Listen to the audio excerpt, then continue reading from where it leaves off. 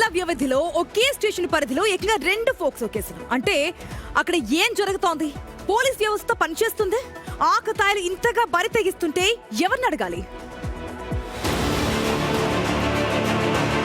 తన కూతురు కనిపించడం లేదంటూ ఒక తల్లి యాదాద్రి భువనగిరి జిల్లా అడ్డగూడూరు పోలీసులను వెళ్లి కలిసింది. కేసు నమోదు చేసుకున్న పోలీసులు వెంటనే రంగంలోకి దిగారు. ఈ కేసును ఒక ఛాలెంజింగ్ గా తీసుకుని గాలింపు చర్యలు చేపట్టారు. తల్లి కంప్లైంట్ చేసిన రోజు రాత్రే ఆ బాలిక ఒంటరిగా కనిపించడంతో ఆమెను తమ కంట్రోల్లోకి తీసుకున్నారు. తర్వాత బాలికకు తగిన ఆత్మస్థైర్యం కలిగేలా భువనగిరిలోని భరోసా కేంద్రానికి తరలించారు. భరోసా కేంద్రంలో బాధితురాలికి కౌన్సిలింగ్ ఇచ్చారు. ఈ టైంలో పలు సంచలన విషయాలు వెలుగులోకి వచ్చాయి. ఇదిగో వీడిని చూసారా? ఎలిజిలా ఉమేష్. ఇతడు 8th క్లాస్ నుంచే తనను ప్రేమ పేరిట వేధిస్తున్నట్టు చెప్పిందా బాలిక. పెళ్లి చేసుకుంటానని నమ్మించి మాయ మాటలతో తనను లోబర్చుకున్నాడని బాంబు పేల్చింది.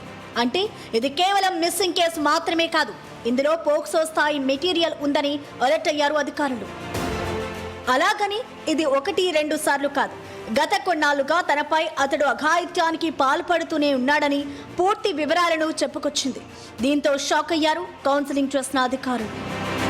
బాలిక వాంగ్మూలం ఆధారంగా పోలీసులు నిందితుడు ఉమేష్ పై పోక్సో చట్టం కింద కేసు నమోదు చేశారు. ఇతగాడిని అరెస్టు చేసి రిమాండ్కు తరలించారు.